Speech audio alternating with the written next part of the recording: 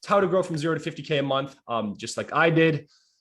Having a couple clients is tough. Like, you're probably working full-time, 40 hours a week just to fulfill. You have no employees, you have no systems. We can get into what that looks like in a second, but thanks for being in this webinar. I'll teach you exactly how to get from that, 0 to 5K a month, all the way to over 50K a month in your agency, in your service-based business. Who am I? A little bit about me. I know we just went over me a couple minutes ago. I was in the music business for 9 years, came up as a music producer. I made beats for rappers, realized that, hey, a lot of rappers do not want to pay you for beats. They'd rather buy a sack of weed for $20, $50, $100 than pay you for your beat. So I transitioned over, started making music for TV and film, eventually started, finding other producers and other rappers and singers and engineers, built my team, had a team of over 60 at around like 2019, 2020, did really well. This is a little outdated here. We actually have won 4 industry awards now. Nice. And yeah, and I mean, we made the really great like hip hop and pop music for TV and film. The fulfillment was just crazy. It was so robust. Profit margin was pretty low. Like I said, there was a cap on growth. So transitioned, left that business, had to disband my agency. And since then I've been helping others grow theirs. So the results, some people I've been able to help. I had a Twitter account. It was at 22,000 followers until I got banned. Yeah, what happened there? Like, yeah, man, I put out Agency Empire, and I had a couple of my friends. I had my social media guy DM a couple friends. Hey, could you like reply to this? Could you retweet this or whatever? Just so it will get more eyeballs. And Twitter doesn't like it when you do that on their platform. Well, good to know. Good to know. Yeah, and good to know also on LinkedIn. I would be careful doing that on LinkedIn as well. So like, if you want like, hey, like this tweet or like this post, comment on this post. If you have any kind of communication like that, be sure to do it off the platform, whether that's on LinkedIn or Twitter. Yeah, that's actually a good idea. Yes. Should create a product for that. Yeah, I actually have a Twitter. I have a Twitter God course and a LinkedIn Kingpin course inside Agency Empire. Nice. I do have products for those. But yeah, I've been able to help a lot of people basically grow their agencies. I'm like a cold outreach guy, systems guy, automation, hiring, building a culture. I'm really good at those things. I'm not good what I'm not good at. Like, for example, paid ads. I don't know a thing about Facebook ads, Instagram ads, TikTok ads. Probably not the best copywriter in the world. So I like to stick to what I'm good at. And that's basically growing service-based businesses the way I know how. Let's get into it, guys. By the way, I see the chat's popping off. If you guys have any questions, like feel free to ask them. We'll get to hopefully all the questions at the end. We'll see. I'm down to go over an hour as well, like however long it takes, guys. So what does an agency with just a couple clients look like versus an agency that's doing over 50K a month look like? Okay. When you have just a couple clients, it's great. You're making a full-time income online. You could live wherever you want, but you want to get out of that situation as fast as you possibly can. Okay. But because it's not really that fun. Why? It's unstable. So let's say you have 2 or 3 clients paying you 2-3K a month, right? You're making about $5,000 to $10,000 a month.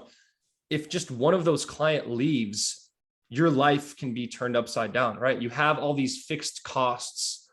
Maybe you have a VA, maybe you have software, right? All these different fixed costs that you have. So if one client leaves, they have a huge effect on the revenue you're making. Maybe you're making $8,000 a month. A client leaves, now you're making $4,000 or $5,000. It's like, wow, shit. Like now I can't even make rent. Now I can't even put food on the table potentially, right? Your business turns upside down. What else is that you really have no time off. Miserable. I mean, some people are miserable. It really depends on the situation. But you will be working your ass off 50 plus hours a week.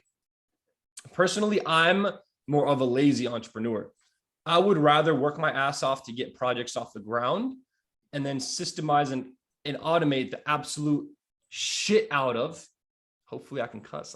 The FCC doesn't, see this, but automate and systemize the absolute shit out of, like I said, and slowly work less and less and less as I'm making more and more and more money. That's how I want to structure everything. And that's how I would assume you guys would want to structure everything. Okay. So you don't want to stay here for a long time. Also, you're wasting your time doing $10 an hour tasks. You're doing all this data entry and admin and email management, inbox management, all these different little things that, you know, they're below your pay grade. Okay. You want to hire them out as soon as possible. The other thing, I mean, clients can be assholes. Okay. If you don't set expectations right. And the thing is, if they have leverage over you, if they know, hey, I'm only one of 2 clients, I'm one of 3 clients. If I leave, you know, Ty's whole business is ruined.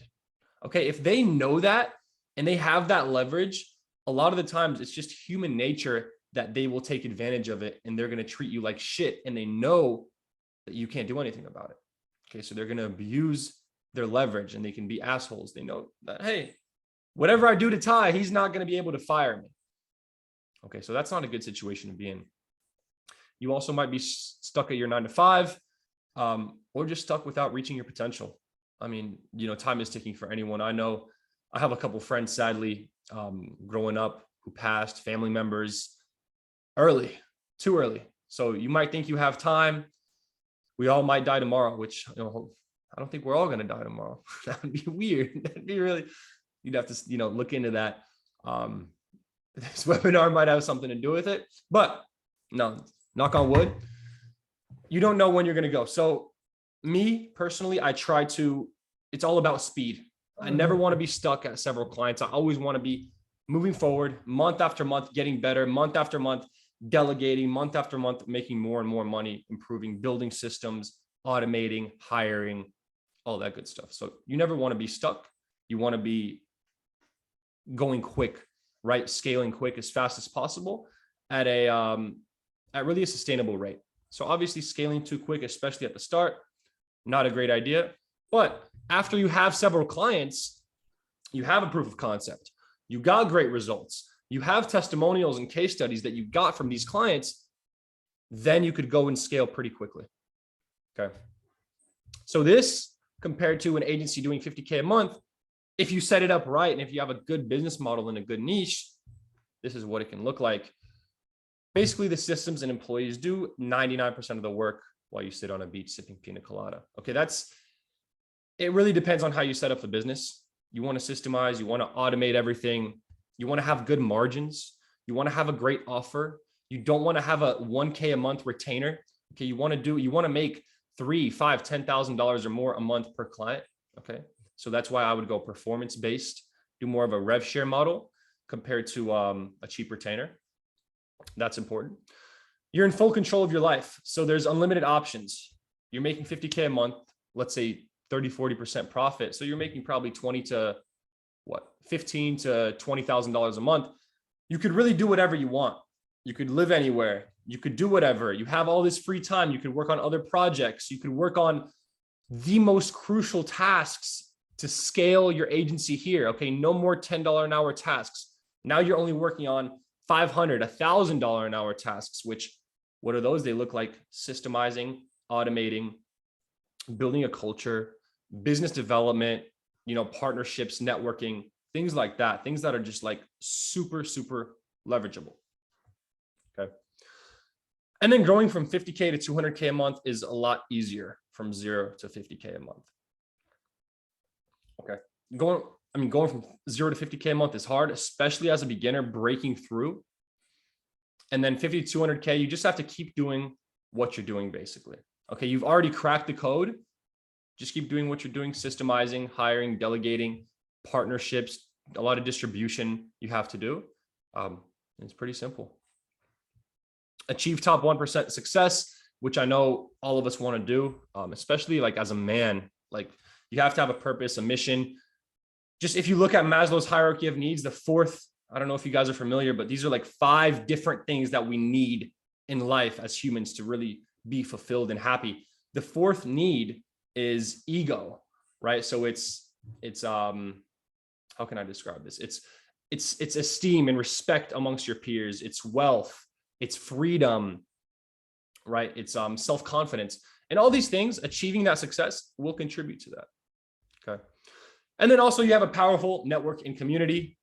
You have social proof and authority to get into exclusive business circles, right? You can have a great lifestyle. You can go out to like fancy restaurants and clubs and bars and networking events and conferences and make really great friends, build an amazing social circle that will help you get to that next level, 100K, 300K a month.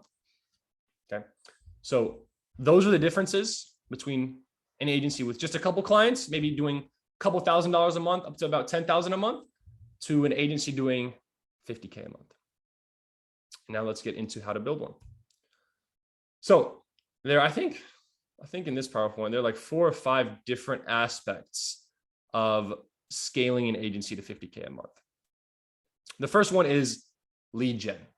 Okay, lead generation. You want 3 to 4 ways to consistently get leads in your agency. Okay, to get that top of funnel filled up, to have prospects coming in that you're speaking with, you're hopping on sales calls with, so you can potentially work together.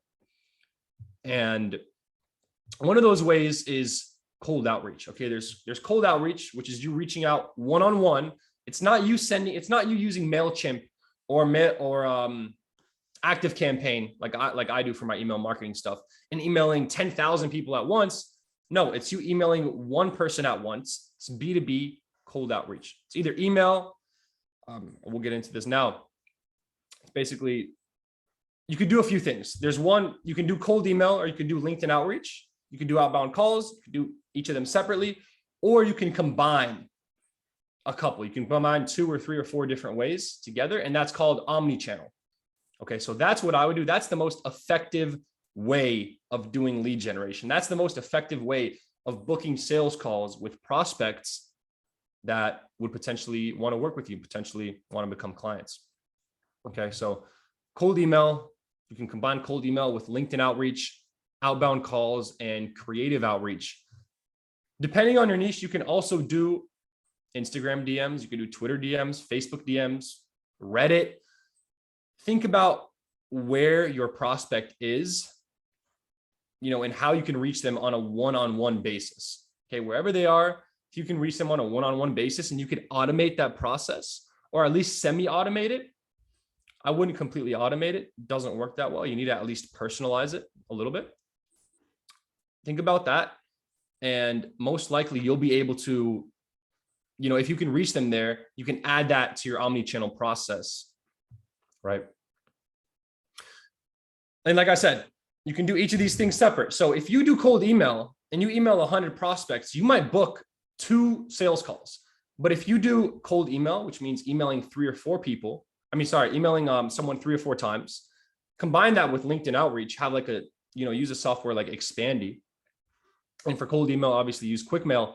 Use a software like Expandy and send a LinkedIn connection request, send a couple of drip messages, right? Combine that, plus you do outbound calls, right? So maybe you hire an ISA agency, some kind of outbound call center to do outbound calls, plus you do creative outreach, which means sending prospects some kind of gift, in the mail. You could send it to their office.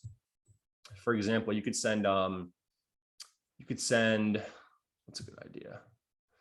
You could send hot sauce, right? And you could say, or no, you could send like, trying to think, what are some good ideas for creative outreach? You could send AirPods. Okay. If it depends. If your thing is, if your lifetime value of a customer, right, is very high, and let's say a sales meeting to you is worth, $20, $30, $50,000, what you can do is send like expensive gifts. Okay, you could send like AirPods, and you could say, hey, let's pair up and kill the competition together. Okay, or you could send less expensive things that maybe cost you like $5, $10. Use a software like Sendoso to do that, and creative outreach can really, really improve your meeting book rates. So basically what I'm saying here is you can do cold email by itself, LinkedIn outreach by itself, outbound calls by itself. But if you combine all these, then and you can get about, let's say, a 3 or 4% meeting book rate off cold email, 3 or 4% meeting book rate off LinkedIn outreach, a 1% meeting book rate off outbound calls. But if you combine all these, right? And you just reach out to a prospect with all these different things, demand their attention, you can get a 5, 10, 15% meeting book rate, which means out of 100 prospects, you're going to book 5, 10, 15 sales calls. Okay. So that's a great hack. If you can find a way to automate, like heavily automate, but still personalize your omni-channel outreach, you're going to do really well. You're going to book a lot of calls for yourself. So let's move on a little bit. Hire an ISA agency to build outbound calls. That's a quick hack. Basically, you hire one of these outbound call agencies. You give them a list of prospects. Hey, here's a list of prospects I've emailed or I've done LinkedIn outreach to. They're going to hop on the phone with them. They're going to call them and they're going to boost your meeting book rate by 1%. So they're going to book a meeting with about 1 out of 100 prospects that you give them. Okay, that's a small hack you can do to supplement the cold email and LinkedIn outreach stuff and the creative outreach. But the creative outreach is more of an undertaking and it costs more. Cold email, LinkedIn outreach is very cheap. I would start with that if I were you. Another hack is to build up your LinkedIn presence. Okay. Whenever you do cold email, and especially obviously on LinkedIn outreach, people will be looking at your profile no matter what. So if you have a great profile, if you have high social proof in there, right? If you speak directly to your prospects on your profile and your value proposition, your benefits are very, very clear, people are going to be more likely to book a call with you. Okay. And it also helps in a myriad of ways. So when you're doing LinkedIn outreach, this is the beautiful thing about LinkedIn outreach. When you're doing it, you add prospects connect with you. Great. They connect with you. Maybe they didn't respond to you. Maybe they respond and they went cold. Okay. Great. LinkedIn warms them up. Let's say you put a post out every day. You put a post out teaching what you do. Okay. You put a post out about the results you've gotten other clients, testimonials and case studies about results you've been able to get other clients. These people that you connected with and maybe went cold or didn't respond or whatever, they are now going to see that every single day. And this image is going to get built up in their head. Wow. Ty is like incredible at what he does. He helps people just like me. I know he messaged me. Maybe I didn't respond to it. Let me talk to him. Let me see if, we can work together. If he can also get these results that he's talking about for me. Okay. So that's why LinkedIn outreach is so powerful, because you're adding these prospects. They're connecting with you. Now you're like putting out content about all the amazing results you've been able to get, about the possibilities working with you. You're teaching what you do, right? So you seem like an authority, you seem like an expert on your subject, and now they're a lot more likely to actually reach back out and end up working with you. Okay. So a couple hacks here for lead gen. You want to build a referral network and create distribution channels. What does this mean? With cold email, with any kind of cold outreach, you're getting clients one by one, which means you're emailing someone or doing LinkedIn outreach, whatever. They're like, cool, let's book a call. You book a call with that one single person. But if you want to get a lot of clients at once, what you want to do is build a referral network and 2 distribution channels. Let me explain what those are. A referral network is basically a group. I like to call it a referral alliance. It's a group of other services that sell. And let me, I'll just keep my eye on the chat if you guys want me to slow down while I'm explaining this or something. But basically what a referral network, referral alliance is, it's a group of other agencies that sell to your market, right? But they sell adjacent services. They sell something a little bit different, right? Let's say, for example, I'm doing cold outreach for SaaS products. Okay. I own an agency. I do cold outreach for SaaS. I'm going to then reach out to and try to build a referral network with people that do paid ads for SaaS products, people that do copywriting for SaaS products, build funnels for SaaS products. Maybe it's a sales agency for SaaS, right? I want to reach out and build a network of all of these different other agencies that sell something, that sell a service to my existing audience, right? To my audience. And what I'm going to do is I'm going to reach out, I'm going to talk to them, and I'm going to sign deals with them that say, hey, first of all, you're going to have to prove, you're going to have good social prove that your service is, you're really good at what you do, all that good stuff, because obviously when someone makes a referral, they want to be able to trust you. Okay. So you have to be really good at what you do. Get to 10, 20, 30K a month before you do this, I would say. But once you do build out this referral lines, reach out to them and be like, hey, for every client that you bring me, I'll give you a 10 to 15% cut in perpetuity for the life of the contract. A client stays 6 months, you're getting 15% for 6 months. A client stays for 10 years, you're getting 15% of the revenue, not profit, right? Revenue for 10 years. Okay. It's a great incentive for another agency to sell your services. Okay. So basically you're going to build up one agency, 3, 5, maybe even 10 different agencies that upsell and downsell your services. So you're going to be getting referrals, warm leads. These referrals close at 70, 80% compared to cold leads that close at 20, 30%. You're going to be getting these left and right. Okay. Even from one agency that you partner up with, you might be getting a shit ton of referrals. Okay. Obviously it'll depend. Some agencies might get you a referral every year. Some might get you none. Some might get you 5 a month. It really depends. Basically building up a referral alliance is so powerful. It's a big part of getting from, 10, 20K a month to 50, 100, $200,000 a month. Okay. Highly recommend you do that, and highly recommend you do cold outreach, not just to get clients one-on-one. You do cold outreach to actually build up your referral alliance.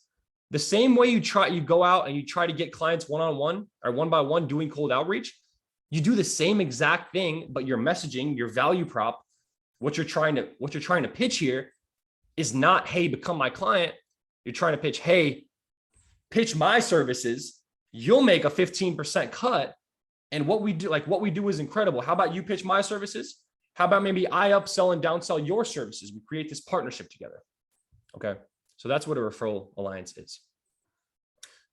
Next, what you want to do is build distribution channels. Okay. What a distribution channel is, it's very, very similar to a referral network, but it's a little bit different. You can call it the same thing, but I like to separate it. So a distribution channel is basically when you go to where your target market is. Okay, let me explain this better. A distribution channel is, instead of reaching out to people that serve your existing market with a service, you're reaching out to people that serve your existing market with a product.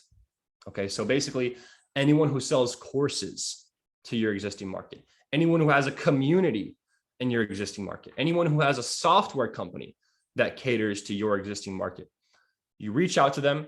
Anyone, for example, let's say you're an agency and you do paid ads, you do Facebook ads for startups. You can reach out to a ton of like Y Combinators and communities for startups and even venture capital funds, right? There's all these different products or pseudo services, whatever, that cater to your existing market. Reach out to them, partner up. It's a lot like a referral network. You guys can do a lot of co-marketing together. They would basically highlight your service and push you clients one by one. Okay. Another example of this is Zapier. If you're an automation agency, you want to get into Zapier's expert program, is expert directory. Sorry. Get into their expert directory. They're going to be pushing you clients one by one. If you do copywriting for startups, right, you might want to partner up with a Y Combinator because they have 500, 1,000, 2,000, 3,000 startups that they want to help grow. So them utilizing your services, them connecting you and startups that can potentially be your clients, adds value to them, and they're going to make money on the back end. Okay, so build a referral network, create distribution channels, huge part of lead gen, but I would not focus on that until you've hit 10 to 20K a month, until you have a proof of concept and you're 100% certain you can get incredible results consistently. Okay. Next one, you want to hire a closer. Eventually, probably once you hit 20, 30K a month, you want to hire that closer. It's just something else to delegate, something else. You don't have to hop on 3, 4, 5 sales calls a day. I've seen agency owners. I've seen this one agency owner I was on a call with. They do $8 million a year, and their founder, Anthony, he still does sales calls, which I think is pretty crazy. So you want to probably delegate that at 20, 30K a month. When you delegate, obviously delegate the tasks that you pay the lowest for, $5, $10 an hour tasks, and then delegate $15, $20, $30 an hour tasks. Closing is like $100, $200 an hour task typically. So you want to delegate that in order. Okay. Ooh, cold email. Okay, let's a little long-winded here. I hope you guys have gotten a lot of value out of this already. I'm going to breeze through this thing a little bit quicker. Just a little bit. We have a lot to go. And then let me know, Jeremy, Christian, do we have any cutoff or anything? Like, I'm having no, actually, this is awesome. There's a ton of value. Okay. I don't want to, you to accelerate. For anyone who needs to stick to the hour, I think, guys, that's fine. We're just going to send the recording because there's so much value here. I wouldn't want you, to press Ty on anything. And we're still going to have the Q&A. We got plenty of questions to go through. Ty, take your time. I think it's a lot of value, brother. Keep it up. And if you need any help with the cold email, I'm here, of course. Otherwise, I'm just feel free to jump in whenever, Jeremy. Cool, man. All right, sounds good. So what I would recommend if you're just starting out, probably the easiest way to get clients is cold email. It's the easiest to set up. You don't have to have a crazy LinkedIn profile. Just get prospects, personalize a little bit, right? Make sure your cold email sequences are really damn good and send it off, right? It's pretty damn simple. So what kind of results can you expect? Let me just see. Okay. Okay, cool. That's what we're getting into. Made this PowerPoint about a week ago or so. Just kind of want a refresher about where we're at. Okay, so what kind of results can you expect? Usually around a 2 or 3% meeting book rate, which means if you email 100 prospects, you are going to get 2 or 3 meetings booked. Okay, and typically you close about 1 out of 3 meetings. So let's say you get a 3% meeting book rate, you close 1 out of 3. Every 100 prospects you email, you're going to get 1 new client. Typically, you email 1,000 new prospects, you're going to get 10 new clients. This is why cold email is awesome, because it's so predictable. Okay, it's very predictable. What does the format of a regular cold email look like? Personalized reading, optional, but I would highly recommend it. Having a first line here, body of the email, CTA, signature. Let's go over this real quick. Personalized greeting. Hi, first name, or hey, first name. You can automate this, right? That's the beautiful thing. You get a list of leads, go on Upwork, go on Apollo, Uplead, Rocket Reach, get prospect, any one of these like data scraping sites, or you could hire a data scraper on Upwork, whatever. And they will create a list of leads for you, basically like a Google sheet with first name, last name, LinkedIn profile, email, all these different columns of data you have. Take those columns, plug them in to QuickMail, and it'll auto-populate the email sequences. Okay, so you can use all these different variables. First name, you could use a first line as a variable, which we'll go over in a second. You can use all these different variables to personalize your emails, which they need to be personalized. You can't send the same email to 1,000 people and expect to get clients. Okay, they need to be hyper personalized. That's what's going to make the difference between success and failure. Let's go over this. Hi name. So hi Ty, let's say it's about me. Hi Ty. And then I would write a first line. And I put optional in here, but it's really not optional. If you want to actually get results with cold email, you need to say something specific, hyper specific about that prospect, right? And that's where everything else maybe is automated, right? Hi name, you're using a variable here. The body is going to be mostly automated. CTA is going to be automated. Same with the signature. This is going to be manual. You could hire someone to do this, or you could do it yourself. Okay. Hi, Ty, first name, first line. Okay. It needs to be so specific, so much about that prospect that you cannot take what you just wrote, the first line, copy it, put it in another email and have it be about another prospect. So it could only be about that specific prospect.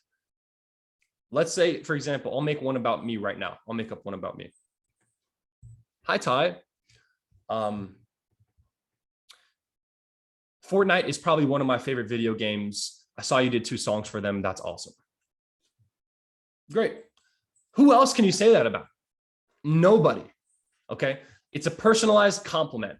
You want to have some kind of, usually a positive statement, some kind of observation. Maybe you think critically about something specific, about maybe the compliment on their website, or watch a testimonial they did, or a case study, or listen to a podcast interview or a blog post that they wrote, right? And consume that content. Okay, maybe look at their LinkedIn profile, one of their posts on LinkedIn, whatever. Consume that, make some kind of observation about it or a compliment, and that's your first line. Okay, so what that does is it breaks the ice, number one. And 2, people have a radar. Okay, when they're in their email inbox, they have a radar. They open your email. You have a good subject line, which we'll go over. You have a good subject line. They open the email. Now they're going to read the email and they're going to be like, there's 2 buckets that they put your email in. 1, automated. They're going to throw that away. 2, not automated. He took his time out. He researched me, my company. He emailed me one-on-one. Okay. That's the second bucket. That's the bucket that you want to be in. Okay. You don't want to be in a bucket where someone opens up your email and they think it's automated. They'll just ignore it. They'll delete it. They'll report you as spam, right? They'll not even look at it. But if someone thinks you took the time out of your day to email them one-on-one, they are going to be much more receptive to hearing out your offer, right? In your body. And we'll get into that in a second. That's what this personalized first line does. So cold email sequences work like this. There's 3 or 4 emails, right? In a sequence. The first email, the second, the third, the fourth. This is the first email. Okay. This is what the first email looks like. And you only need this first line in the first email. You can have other personalized lines in the follow-ups, but they're not really necessary. As soon as they see this in the first email, they know, okay, this person, they've emailed me manually one-on-one. Okay. And the more specific the line, the better. If you email someone something like, hey, saw you're in Los Angeles. I hope the Lakers win the championship. Could you take that line and send it to another prospect? Think about it. Well, you could take that line and send it to everyone else who lives in Los Angeles. Okay. You want to be so specific that you cannot take that line and send it to someone else. Okay. The more specific, the better. That's why you want to make an observation. You want to think critically about something. You want to maybe relate to it with your life experience. Okay. That's what makes a great personalized first line. And I said I was going to speed things up, but it looks like I lied. So I don't know. I'm just very passionate about this stuff. So let's get into the body. So you have hi name, personalized first line, the body. This is where you offer all the social proof that you have. It's typically 1 to 2 sentences. You offer all the social proof and you relate it back to them. Okay. Here's all my social proof. And here's an illusion. Here's some foreshadowing to how I could potentially help you grow, help you either make money, or save time. Okay. Hi name, first line, body. What does this body look like? It's typically, what I like to do is a 1 to 2 sentence case study. What does that mean? Case studies are typically long, right? They're 5, 6 paragraphs, 1, 2 pages long. Okay. Sometimes longer. What you want to do is take the crux of that case study that you wrote, or maybe it's a result you got a client. You don't need to have a case study done to do this, a case study written. You take that result and you put it in 1 to 2 sentences. Okay. Hi name, first line. My name's Ty, and I just helped shut down emails, right? Make another 50K a month off of cold email. Okay. Let's say that's a little confusing. I just helped shut down emails, make another 50K a month through Facebook ads. Okay. And you could say, I just helped shut down emails, make another 50K a month through Facebook ads in just 3 months of working together. Okay, that kind of puts a time on it. If you don't put that time on it, they're like, all right, well, how long did it take you to get that result? Okay, it's good putting a time on it. And what that does is that shows them, hey, this person is competent. They've gotten these incredible results for someone that's very similar. Okay, can they do the same thing for me? Right? That's what they think. If you got these amazing results for someone else that's similar, right? They think, can they get these same results for me? So that's what you want to do in the body. You want to have a 1 to 2 sentence case study.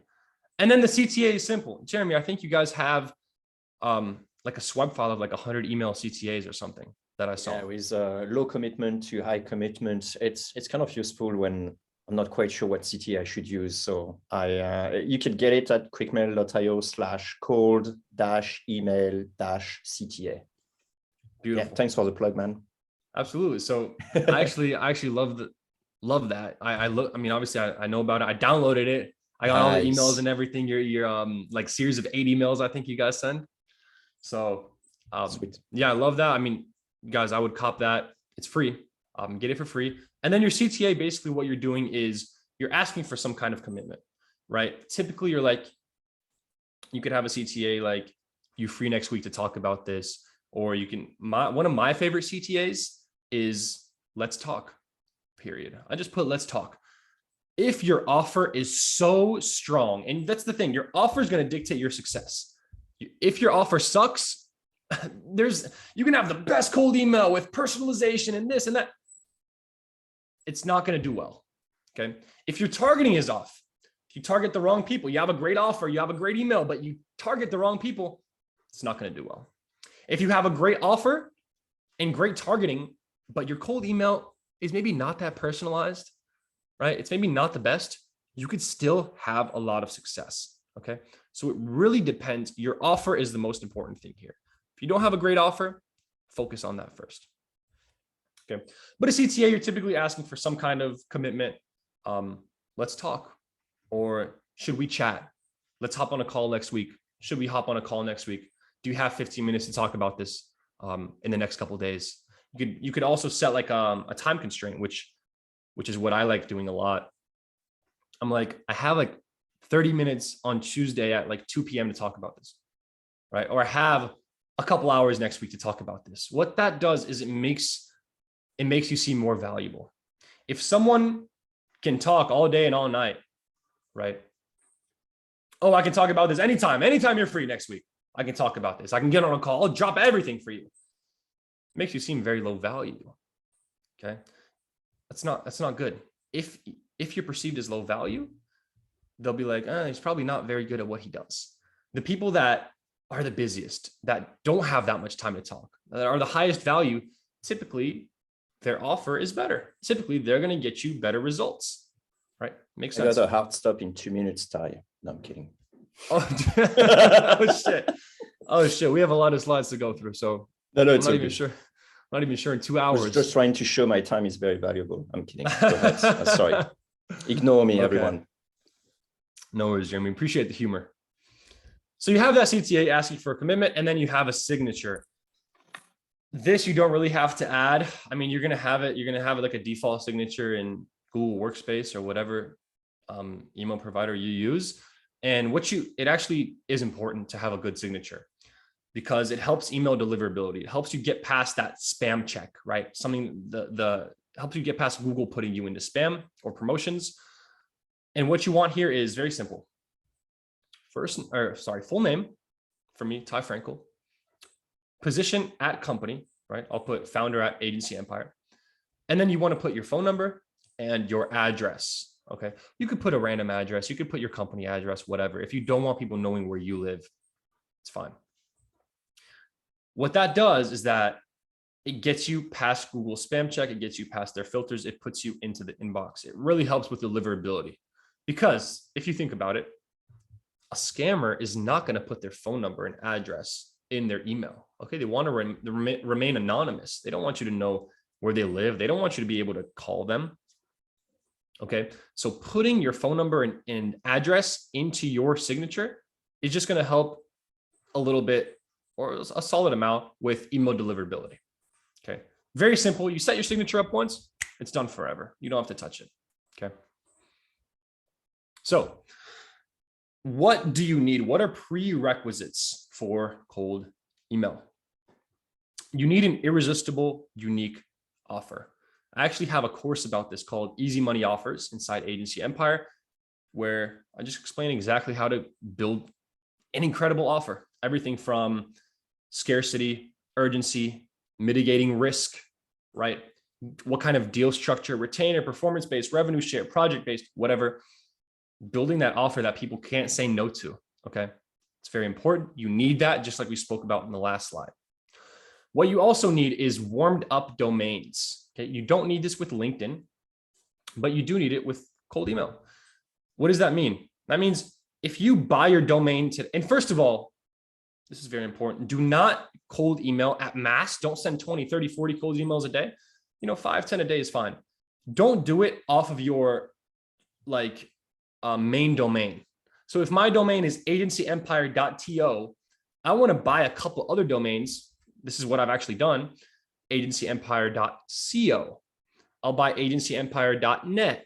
I'll buy reachagencyempire.com, reachagencyempire.net, get agency. There's lots of different variations that you can buy, forward them to your main domain, which is very easy to do, and use those to cold email. Okay. Because what can happen is no matter what you do, no matter how much you have a great signature and you don't email that much, whatever, Google can just choose to blacklist your domain, which means now like 70, 80% of the emails that you send are going to go right into spam. There's nothing you can do about it. You do not want that to be your main domain, obviously. Okay. So never cold email at mass off of your main domain. Now, what does warmed up domains mean? So basically, use a software like, I like warmy.io.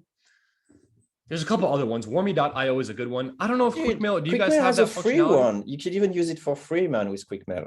So can you really? Yeah, okay, we got a free auto warmer. We got like, it's exploding actually. I was like, beautiful. I didn't see, Jeremy, I didn't know that. Amazing. So yeah, I'd slap Christian. He's the one doing the marketing for us.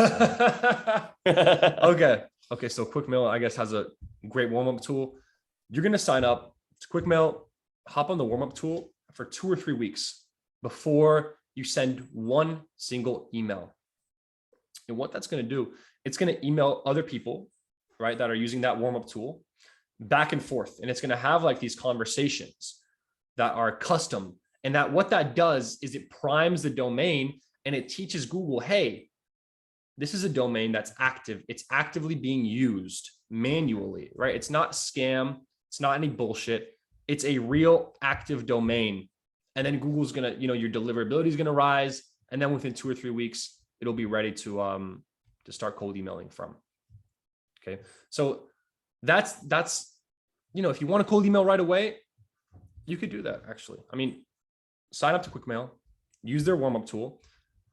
You can send 5 to 10 emails a day. Okay. No worries from day one. But if you really want to send 20, 30, 40, 50 emails a day, which obviously you would want to do, you have to warm it up. Okay. So send maybe 5, 10 emails a day for the first 2 or 3 weeks, or send none, warm it up, and then start sending emails, sending cold emails at mass. Okay. Another thing you need is solid copywriting skills. You need to be able to write those first lines. You need to be able to write a great body. Okay. You need to be able to write great follow-ups. You need solid copywriting skills. You don't want your emails to be long and drawn out and super professional. Casual, friendly, they look like from a friend to a friend, 3rd grade reading level. Study someone like Trump, who's either way, right? But study someone like him, how he spoke, how he wrote, whatever. Other copywriters that are good are Ben Settle. Ben Settle is probably my favorite copywriter. Study how he talks. It's very personable. It's person to person. It looks like he's talking directly to you, that you're having a conversation at a bar, right? That's how your cold emails should look. Now, you need all these. You would like these. You don't need them. You'd like them. They help. They supplement. Okay.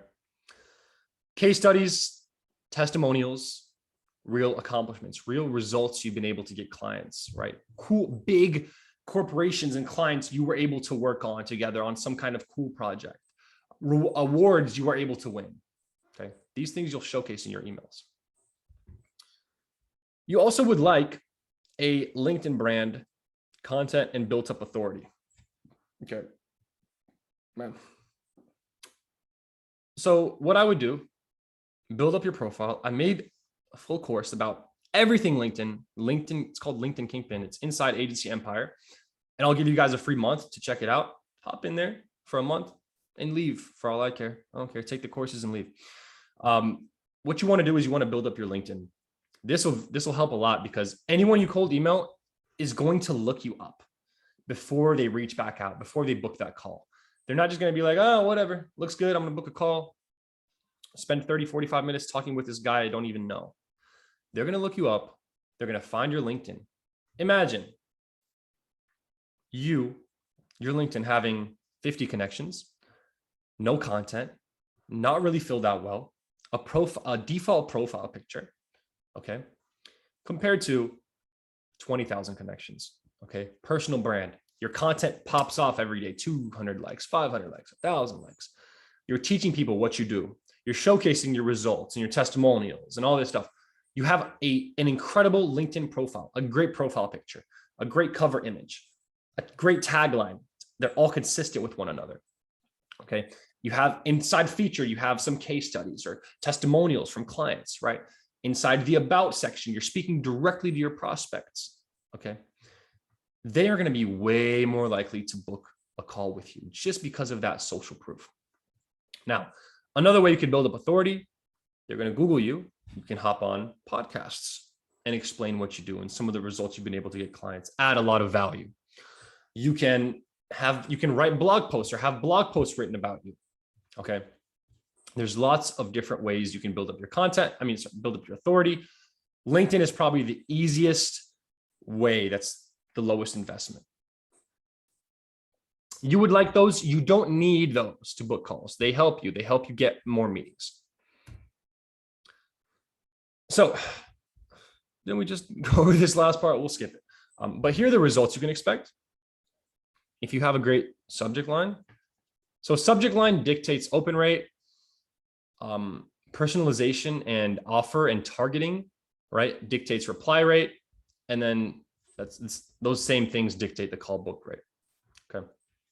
So you can expect around probably 50 to 70% open rate, which means, let's say out of 100 people you email, 50 to 70 are going to open your emails. Around an 8 to 15% reply rate.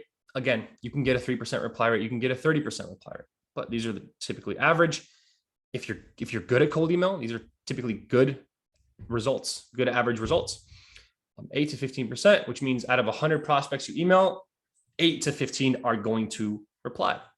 Some of those might be, fuck you, take me off my list. Some of those might be, I want to get it right now. I don't want to even hop on a call. Let's work. You're probably never going to get that, but very positive. Let's jump on a call. Let's do it. Those type of replies. Okay. And a 1 to 4% meeting book rate, which means 1 to 4 out of 100 prospects, you're going to book 1 to 4 calls. And what you want in each email sequence is about 3 to 4 emails.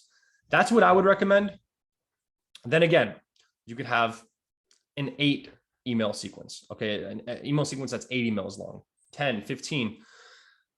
I would say if your offer is strong enough, your emails are good enough, your targeting is good enough, you don't need more than 3 or 4. You're eventually going to annoy the prospect. I like looking at it from a prospect's point of view. I would never like receiving 8, 10, 15 emails. If I got 3 or 4 emails from you, I already opened your emails. I already looked at your offer and I decided to either ignore you or reply. Okay. I don't want to get a million emails from you. Sorry. Cool. We went over this before. So the best subject lines. What are the best subject lines? These 3 subject lines. You literally do not have to use any other subject lines other than these 3. I promise you. The thing is with subject lines, you do not want to overcomplicate it. Okay. You want it to look like from a friend to a friend, casual, nonchalant. If it looks like he thought of this subject line for 30 minutes and he tried to write the best subject line possible, and it's not going to work because you're trying too hard. Literally, just use these 3 subject lines. As of today, they're still in style. They still work really well. Okay. If they change up, if you start not getting, 50, 60, 70% reply rate with these subject lines, change it up. Feel free to change it up. But until then, there's no reason for you to use anything else. The body of your cold email, right? So we have, remember, personalized greeting, personalized first line, the body. You want to be personalized, or sorry, I think the body of the email just means the whole email in this case. So you want it to be personalized, simple, just like we said. Remember we went back here. Simple. This is one line here. Personalized greeting, 1 line. The body is 1 or 2 lines. The CTA is 1 line. That's it. 3 or 4 sentences, right? That's what you want. Very simple, very nonchalant, friendly, 3rd grade reading level. Don't use all these crazy words. Hello, sir, dear sir / madam. It is I, Ty Frankel, which I request to work. That's never, I see all these emails that I get. A lot of them actually from Asia or even Europe, and they just don't know. Hello, sir / madam. Here are my services. Please let me know if you require my time. It's like, dude, it's never going to work. There are all these different colors and red and blue and yellow. No. Keep it simple. Keep it personalized. Okay. Keep it friendly. Pique curiosity. This is done with the 1 to 2 sentence case studies that we spoke about. Right? These 3 things are done with that. You pique curiosity. Oh, who is this guy? Wow, he's gotten these results for this client. Wow, he must be, really good at what he does. I'm going to look him up. Okay. You want to pique curiosity in who you are, what kind of services you provide. You want to foreshadow value, which means, hey, I got, I made another 100K a month. I boosted this company's MRR by 100K a month in just 2 months, 3 months after working together. Okay. I was able, let's say you do CRO. I was able to boost QuickMail CRO by 3%, which generated them another 20K a month in revenue in just 2 weeks working together. Okay. You want to foreshadow value. And how that's done is by taking a certain result you got someone and explaining it in simple terms and explaining what kind of effect it had on their bottom line. You don't want to just say, hey, I was able to get QuickMail. I was able to boost QuickMail's conversion rate by 3%. You don't want to say that because it's like, okay, great. That's a great result. But what kind of effect did that have on the bottom line? You want to say, I boosted QuickMail's conversion by 3%, which made them now another $20,000 a month in revenue. Okay. Let's do another example. Let's say you did cold outreach, right? You're doing lead generation for enterprise SaaS. I was able to get QuickMail another, 20 calls booked for 3 straight months. So I booked them 60 calls and that made them another $200,000 or $500 or $1 million in revenue. Okay. You want to quantify the value that you provided in terms of the bottom line. How much money did you make your client? How much money did you save your client? Or how much time did you save your client? Very important here. Showcase social proof. Same thing we just spoke about. If you have a big name client, talk about them. Okay. If there's an award that you won, speak about that. Okay. Showcase your social proof. And then what you want to do is you want to sell a phone call. You are never going to get someone. And I know I said that before. Hey, I just want to buy right now. I don't want to hop on a call. Realistically, between you and me, never going to happen. You're selling the phone call. Hey, let's hop on a call about this next week. Hey, let's do a call. Let's talk. Let's talk soon about this. Okay. You want to sell the phone call. You don't want to sell your service on the email. It costs too much. I mean, no one's going to buy $3,000 a month service without talking to you. That never happens. Okay. So sell the phone call. Automation. So to automate this process, use Google Domains. You're going to buy your domain through Google Domains. You could also use Namecheap, namecheap.com, and get Google Workspace, which is basically Gmail, but for businesses, it costs $6 a month for the basic version. And that's where you're going to email out of. Basically, that's where all the emails are going to be sent and received, and you're going to handle replies from there. And then you want to use QuickMail to automate the process. Sign up to QuickMail, connect your Gmail inbox, and boom, you're going to be able to set a sending schedule, import prospect, use all this personalization, right? And actually send your email campaigns in an automated way, but still very personalized. Okay, you're not going to be able to do that from Gmail. There's no kind of automation feature from Gmail that you could send out 30, 40, 50 emails a day without doing any work, basically. All right. Next, you want Airtable or Google Sheets. Airtable, I've never used it for cold email. I still stick to Google Sheets. I've used it recently for Agency Empire stuff, like on the back end. It's basically Google Sheets on steroids. Like, it's just crazy what you can do with Airtable. But cold email is pretty simple.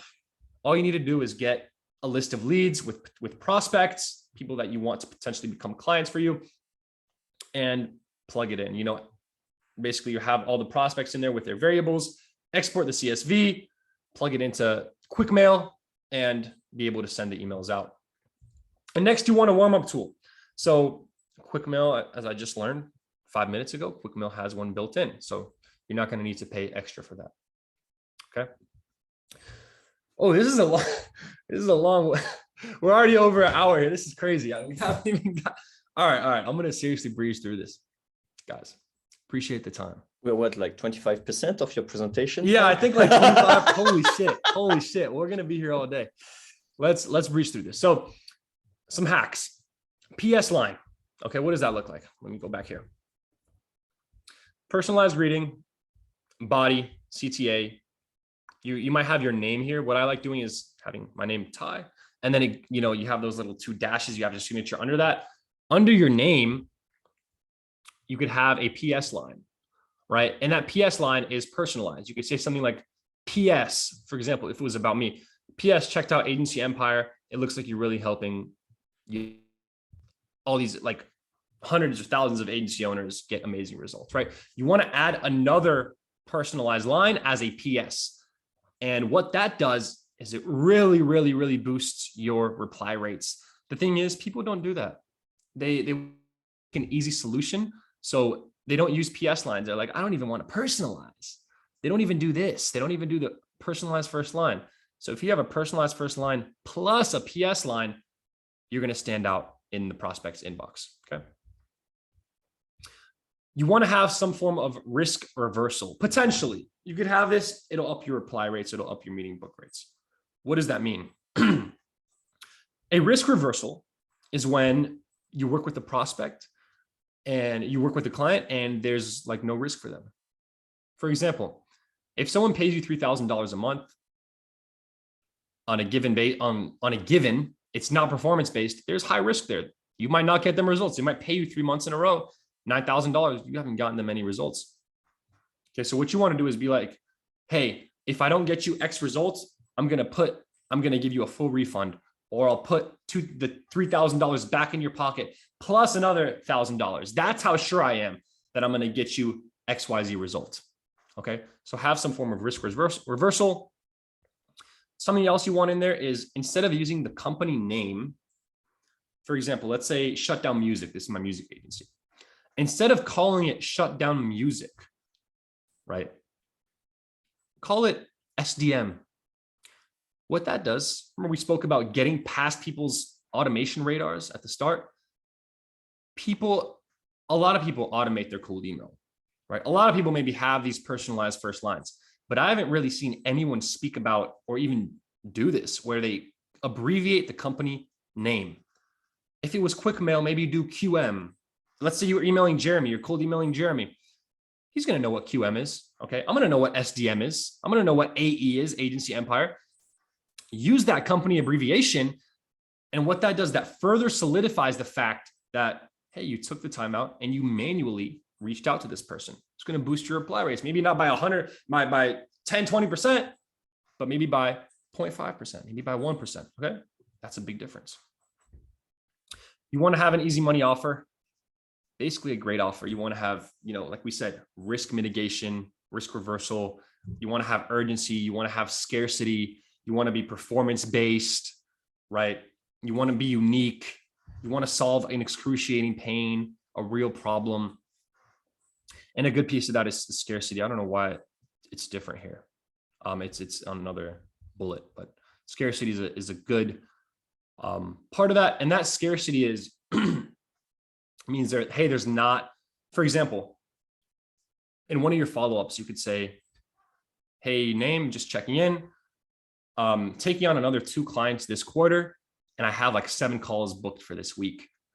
It's like, damn, if I want to work with this guy, I gotta do it now. Number one, that's a little bit of urgency, and also scarcity. There's not many seats. There's not many spots left to work with this guy.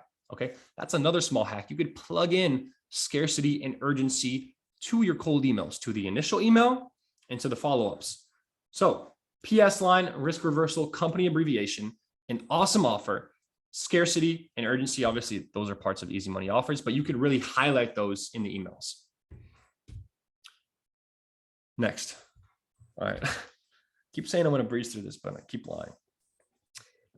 Anyways, I'm going to actually try to breeze through this time, because I gotta go soon. I gotta get some work done. But you want like to get a drink or something like that? I'm good, actually. I'm good. I feel like my voice is going to go out in maybe an hour, so that's probably the limit. I hope you guys are enjoying this. Hope this is a lot of value for you guys. Yeah, for sure. We still have also some Q&As. I hope you will still have time for those. Okay. Let me breeze through this thing then, for real.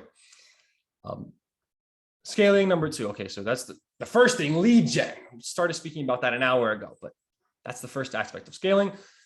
Next is sales. You want to build a sales team, and you could start doing this at around 30, 40K a month.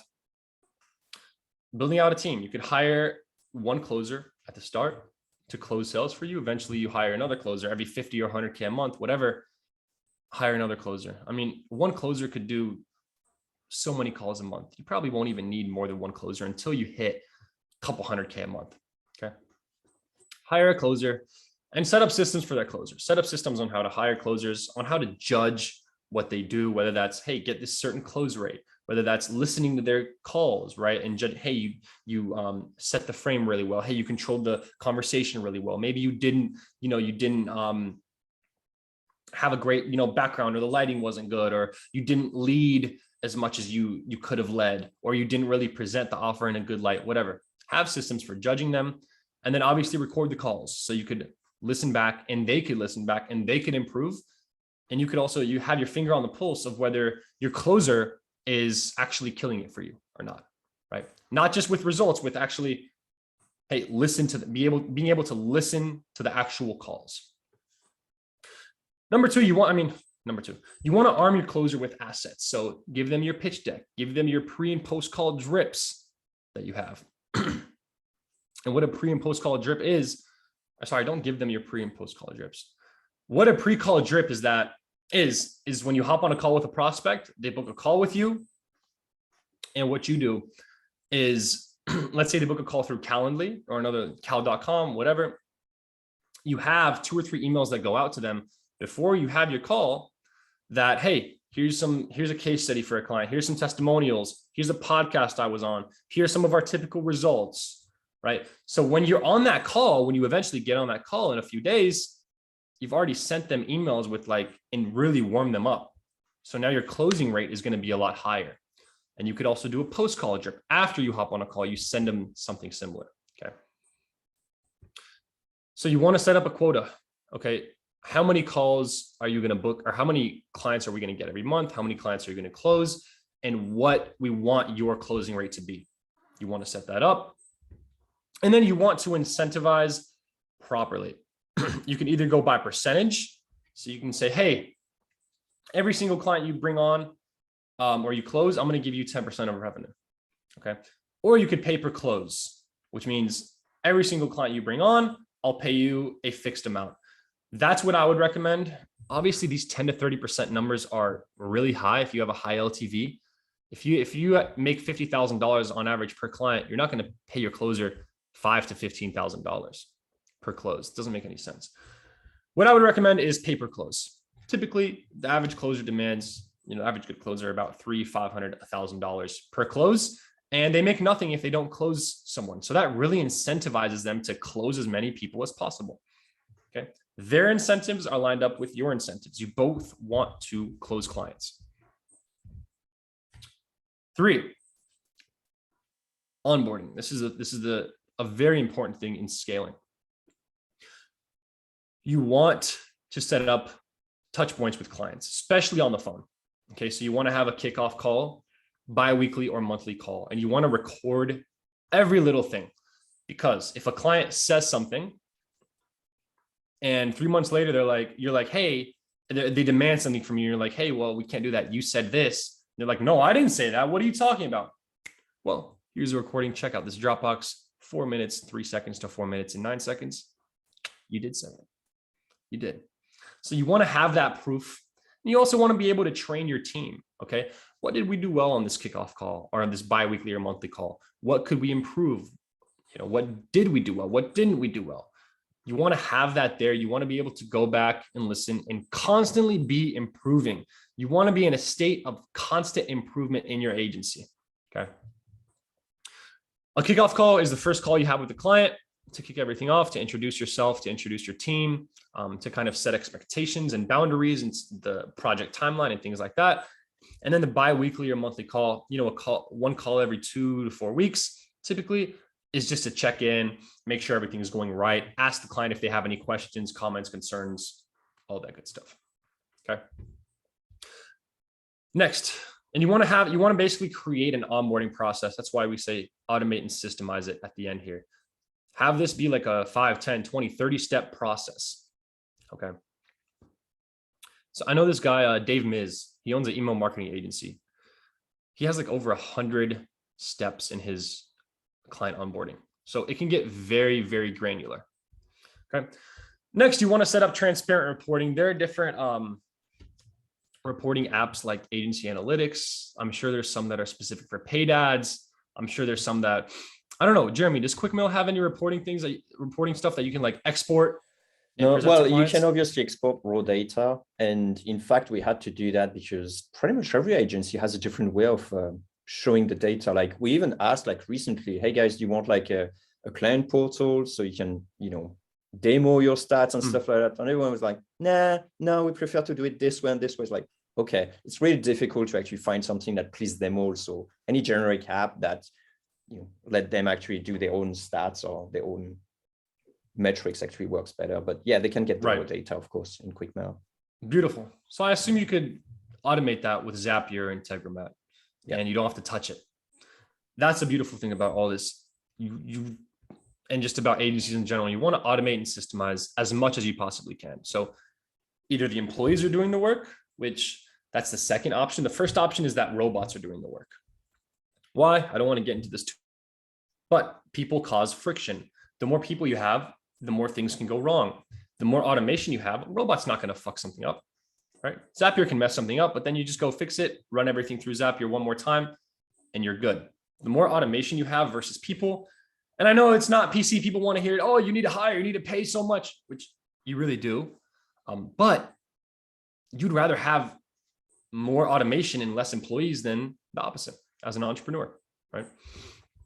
Set up that reporting, automate that reporting, get info from your client. So all the info you need, their first name, last name, company name, any kind of pitch deck, whatever you need, pitch deck, their messaging, their copy, whatever you need about them, about their offer. Obviously, you're going to try to help sell their offer in one way or another, or maybe you're building an app for them, whatever. Have that systemized. What info do you need from your client? Have that systemized to solicit that info. Great apps to use. Airtable is amazing. Definitely use a CRM. HubSpot, Client Joy is good. Go High Level is good. Actually have discounts on the latter two inside Agency Empire.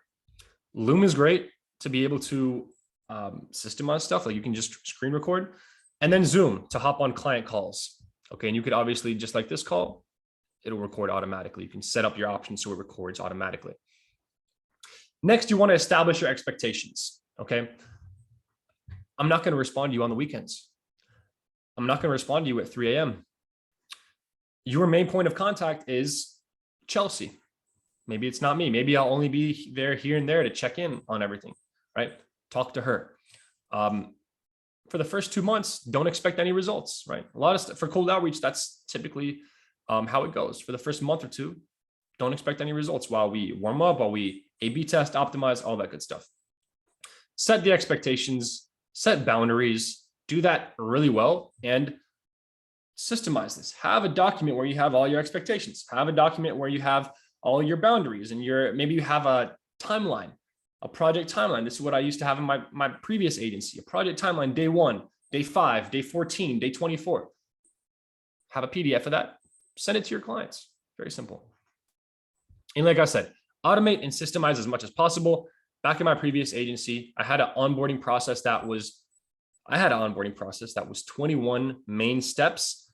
And within those, probably 5 to 10 little sub steps each. So it was like hundreds, probably 200 steps.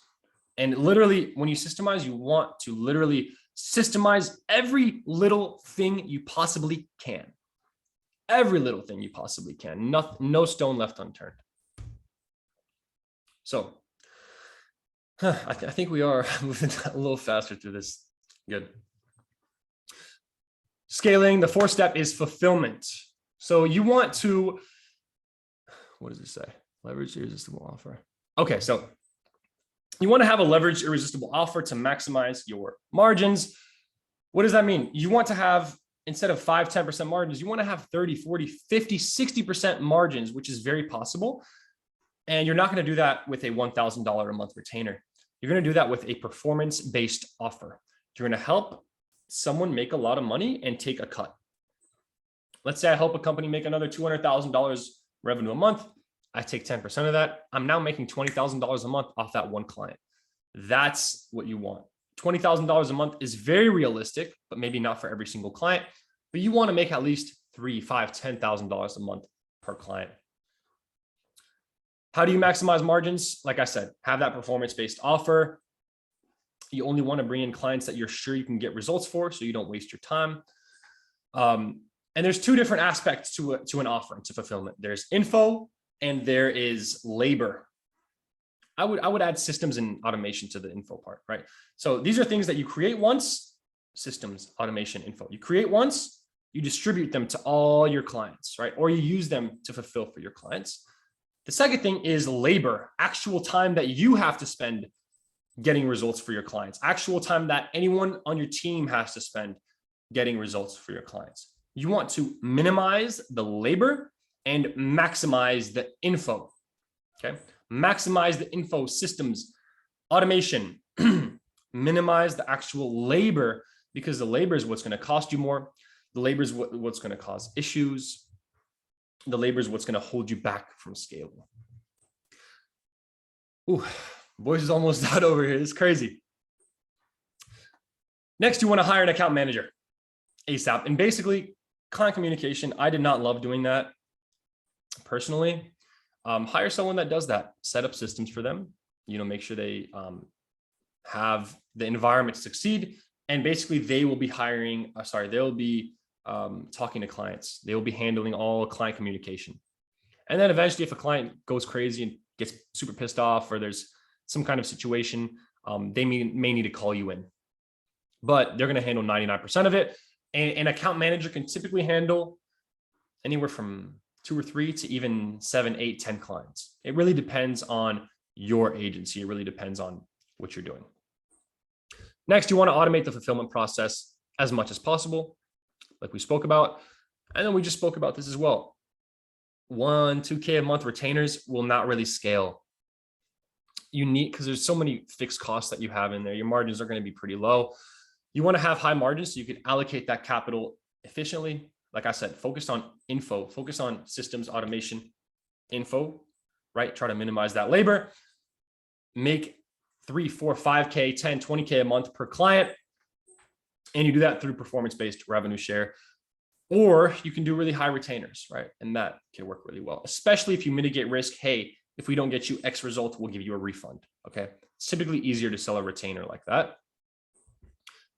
You can also get equity. If you start working with a startup, right? SaaS, tech company, finance, whatever, and you add a lot of value, there's a good chance you can get vested equity, which means you can get equity for a certain KPI you hit, you get X amount of equity, or every month you work together, you get 0.1% equity in the company, whatever. Don't be afraid to ask for equity. The worst they could say is no. Okay. If there's a company that's making 5-10 mil a year, they're established, whatever, typically not. But if they're a startup, there's a higher chance you can get that equity. And the last thing here with fulfillment, add one-to-many solutions. So this is the info that we talked about, right? These solutions like training, courses, even group coaching, maybe 30, 40 people at once, automation, maybe adding referrals, or, hey, I can introduce you to all these people or whatever, adding that to where it's very, very low labor, right? It's basically info. You're taking all these people and you're leveraging them. Or with the training and courses or whatever, make something once, distribute it to infinity, right?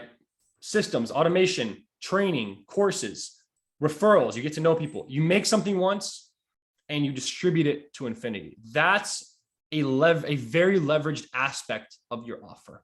So it's very important to have that because it can boost the value of your offer way up high.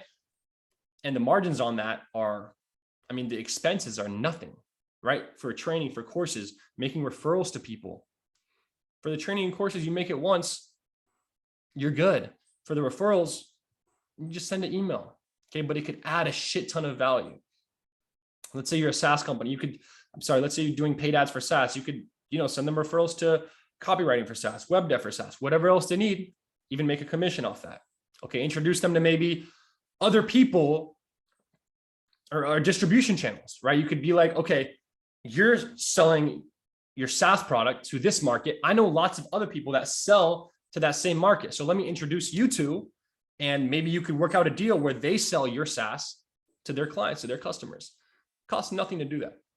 You want to have a lot of those different aspects to your offer, not just fulfillment, which is so labor intensive. Next, most agencies are scams. That's just how it is. They have retainers, no refund policy.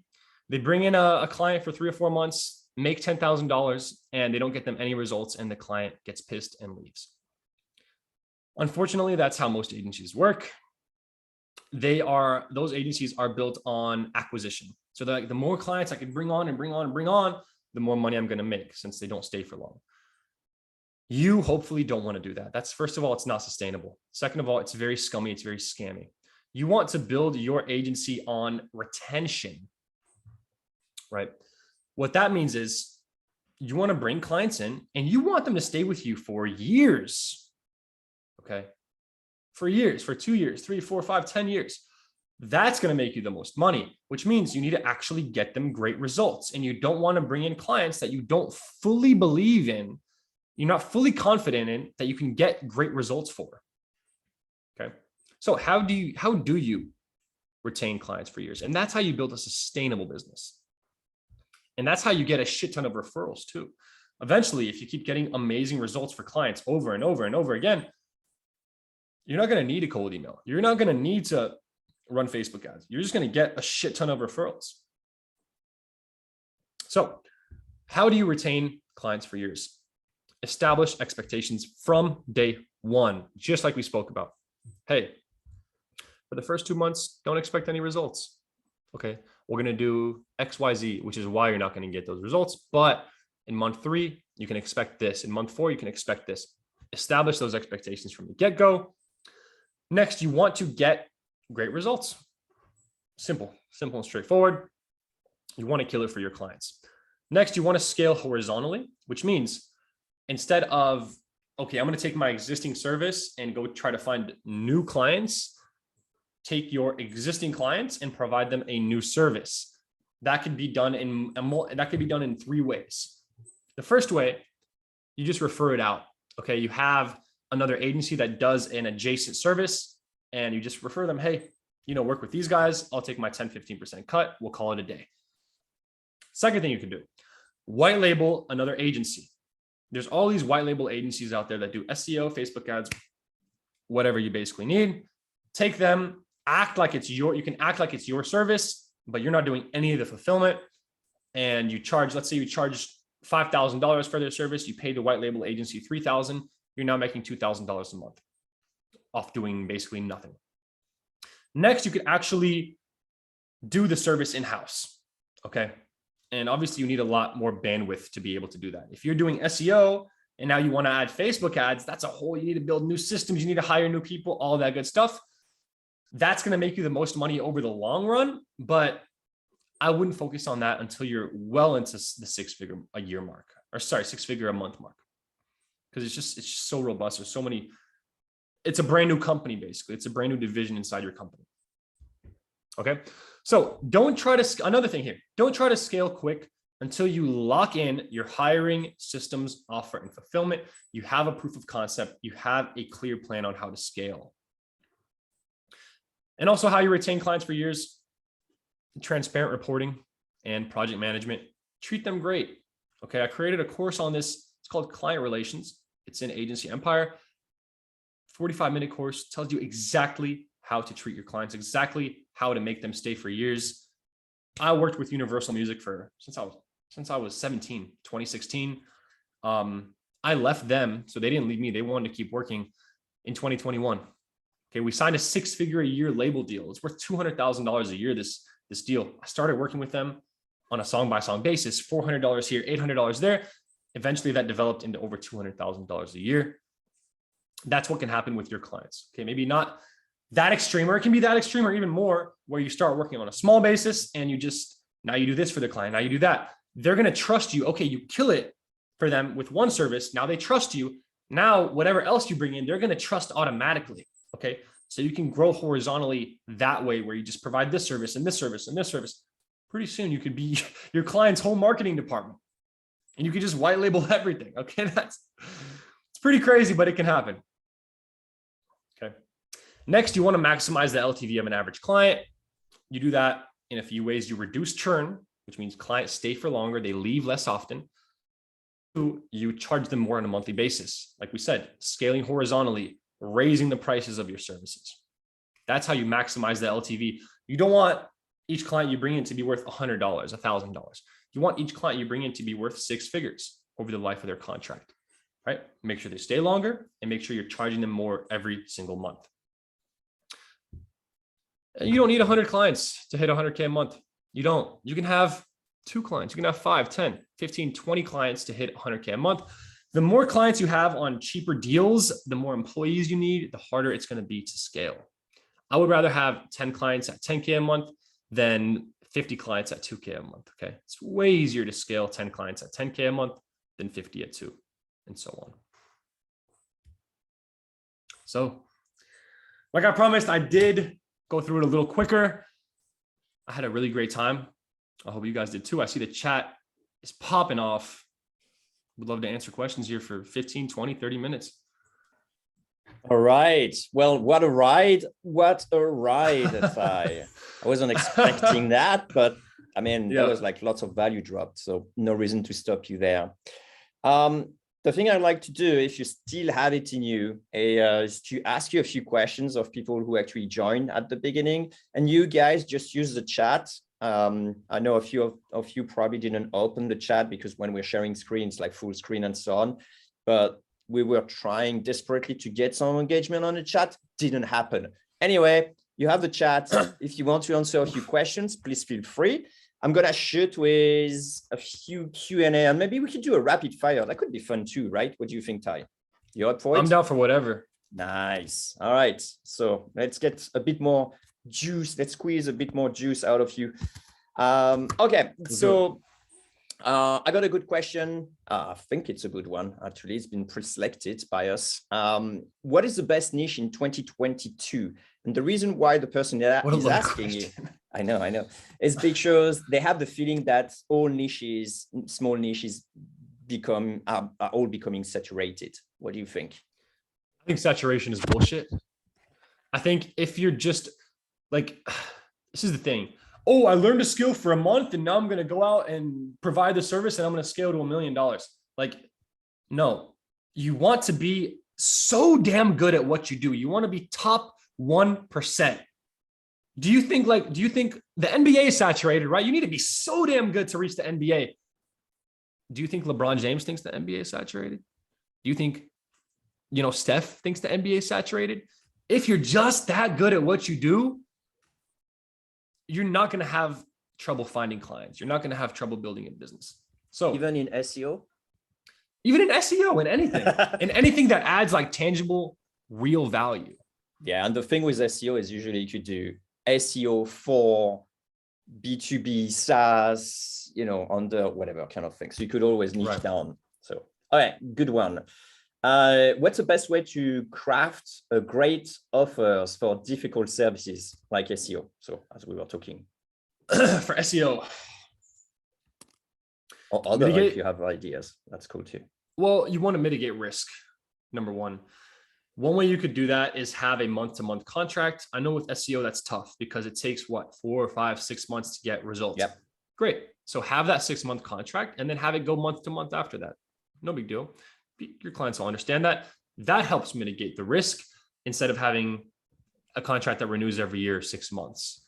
Another thing, if we don't get you X results, we will refund you your money or a portion of the money, right? Or everything plus more. And if you're that confident, you'll do that.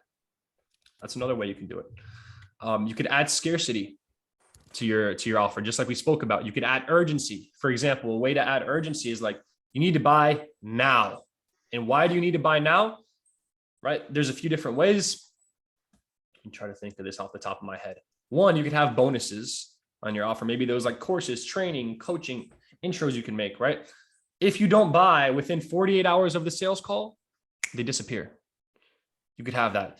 If you don't buy within 72 hours of the sales call or a week, whatever you want to set up in terms of time, you have to have a certain amount of time. If you don't buy within X amount of time, Y consequence happens. There has to be a certain negative consequence for if you don't buy within a certain amount of time. The bonuses disappear. Maybe the price goes up. Maybe if you buy within 48 hours of the sales call, it's $2,400 a month. And if you wait until after 48 hours, it's now $2,900 a month, $3,000, $3,500. Maybe it's 8% rev share within 48 hours, 72 hours, but it goes to 10% rev share after a certain amount of time. Okay. So those are ways that you can like just really use fucking marketing tactics that go back to 10,000 BC, urgency and scarcity and risk mitigation to help sell your offer and to help really make your offer unique. I don't see many agency owners mitigating much risk. They're all selling $5,000 a month or $2,000 a month retainers with no guarantees, with 12-month contracts, no urgency, no scarcity. I don't understand it, but that's why it's so easy to do well. Just basically follow what I said on this webinar. Here's a question for you, Ty. How to close effectively? How do you close effectively? I know it's a I have a course on that in Agency Empire called Close Clients. I would take that course. If you want to read books, I would read Spin Selling by I think Neil Rackham. I would also read I think The Art of Closing the Sale by Zig Ziglar. That's really good. Which it's pretty simple. I mean, high confidence, high frame, control the conversation, genuinely try to help your prospect, qualify them really, really well, be picky about who you bring on, and just be upbeat, be fun, be energetic, earn their trust, establish rapport at the beginning. Don't go right into business. One guy I hopped on a sales call with about building a new landing page for Agency Empire. He's like, we got on a call. His name was Mark. He's like, hey, Ty, how are you? I'm like, I'm good. How are you? And he's like, great. Well, let's hop into, and he's like, great. And then he just goes right into the business. Is the offer, you take it? No, I didn't. I'm like, we got on like a 15-minute call and I'm like, I just really don't like this guy. Like, that's what I thought in my head the whole time. And I'm like, I just want to end this call fast. I just don't like this guy. You have to build that rapport. It can be 30 seconds. It can be a minute, 2, 5 minutes, but don't make it just like, don't go right into business. Yeah. So that's how I would close basically, and take close clients inside Agency Empire. Love it. How to build a great team and get them to work and execute on my vision. Well, your vision has to be their vision.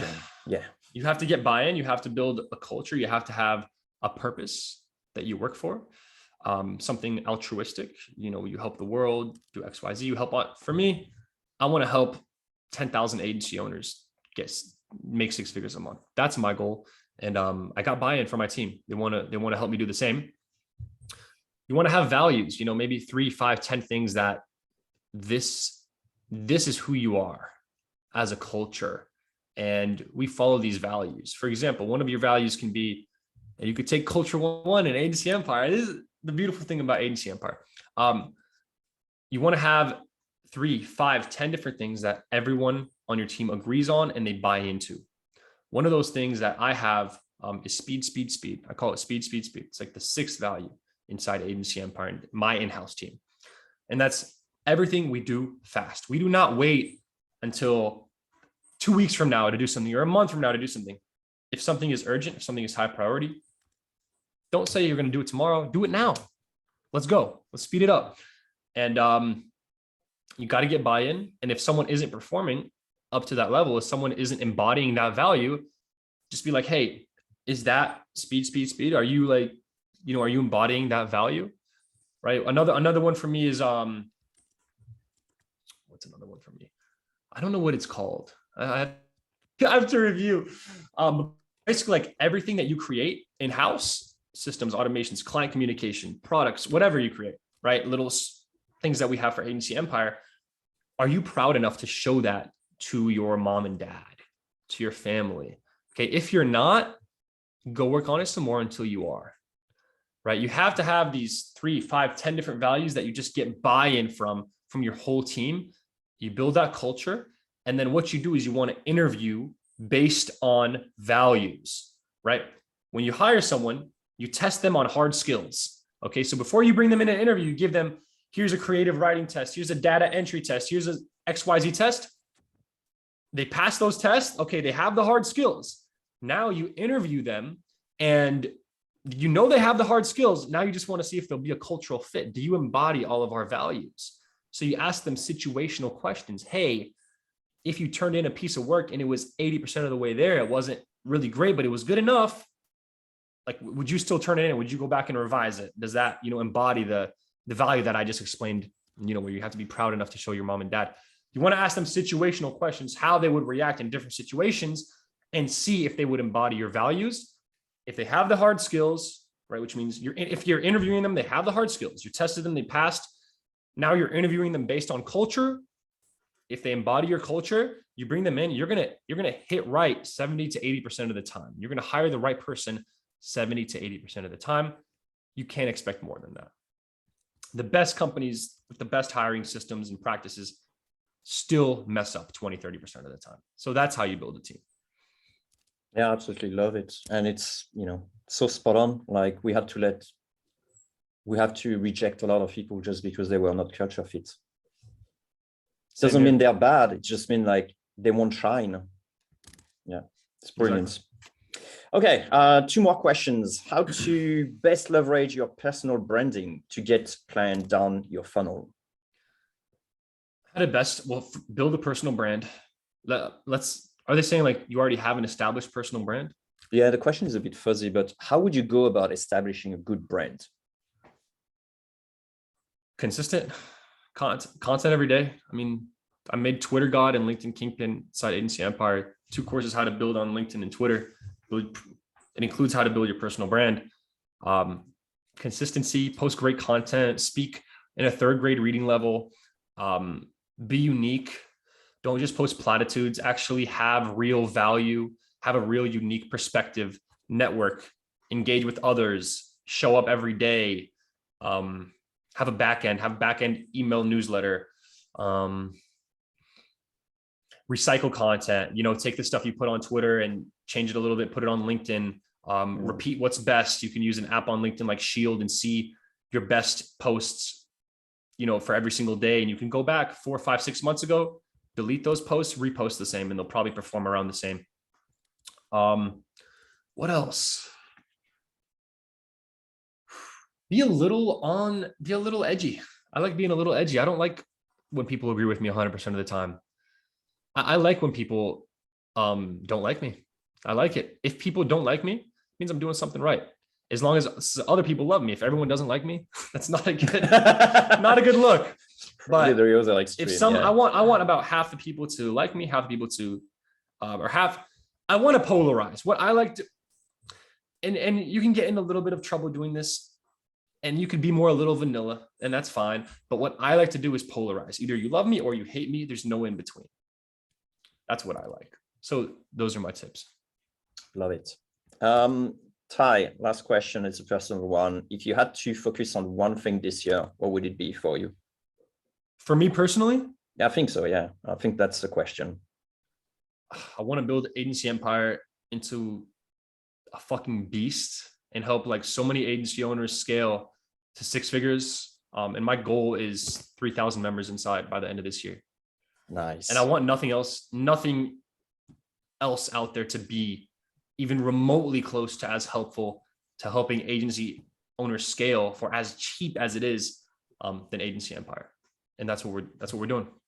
Rock on. So do you want maybe to introduce us a bit about Agency Empire? What's the next step? How could we know more about you and your course? Yeah, well, Agency Empire is a growth platform and community. Right? Yeah. It's actually like 14 different courses in there.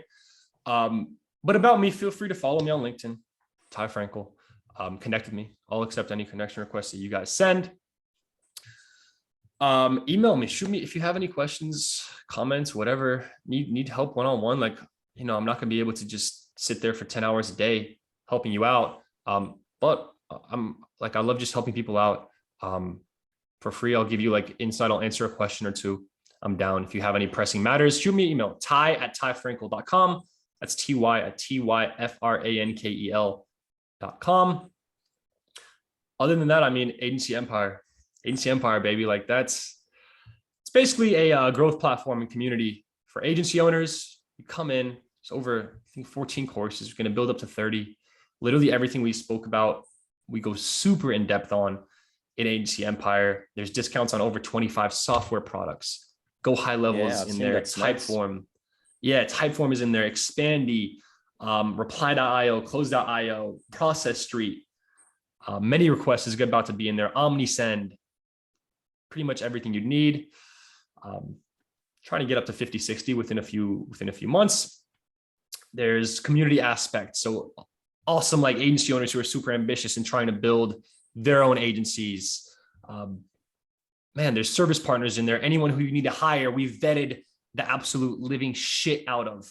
And we brought in no-code automations consultants, copywriters, web dev people, graphic designers, right? Lead gen agencies, anyone who you possibly need to hire. You could sell your agency on the back end. We have investors and buyers. We build out referral alliances for you. It's just everything.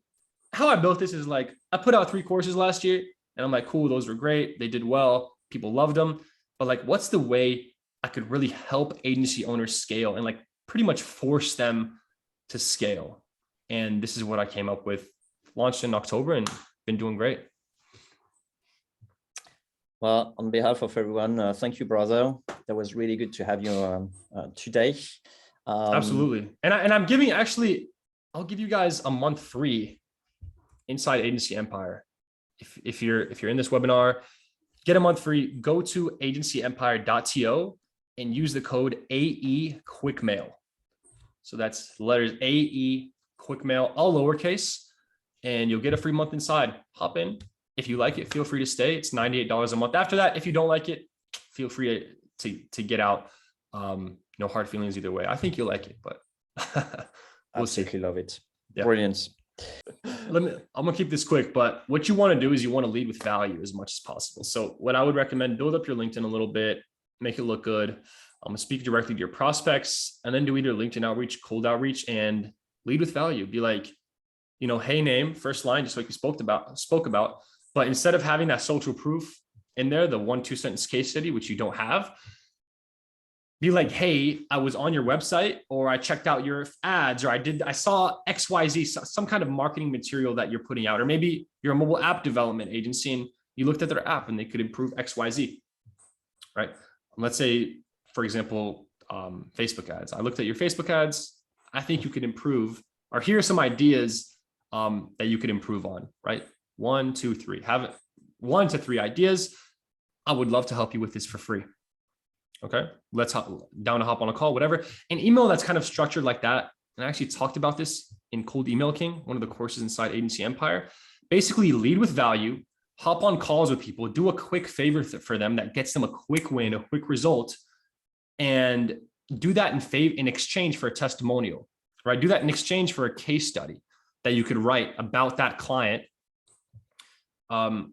And then they'll do that for you. And now you're able to leverage that in your emails. Now you're able to leverage that on your website, LinkedIn, everywhere. And now that client can potentially turn into a paying client. Or you could do a quick favor for a client, right? For free. And now you're like, you can upsell, hey, can I do XYZ for you for free for a month? I'm just starting out, but I would love to try it for a month. Once we get you great results, then I can start charging you. Okay. And you can upsell that. But at the start, you need to put the work in. You need to put that groundwork in. I would recommend for free to get that social proof. Now you're able to leverage it. And now you're able to start charging. That's what I would do as a startup.